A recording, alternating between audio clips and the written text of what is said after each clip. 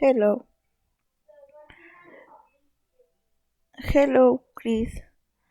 I am watching a fantastic film named Dams and the Mill of the Gallet.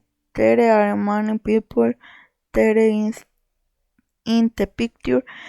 I can see in the image there are many people. Some are dancing, others are attacking, but I, I are happy.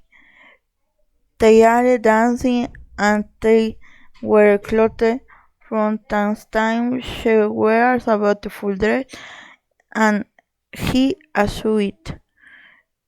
It it seems to me that he is observing the woman who is perhaps next to tree.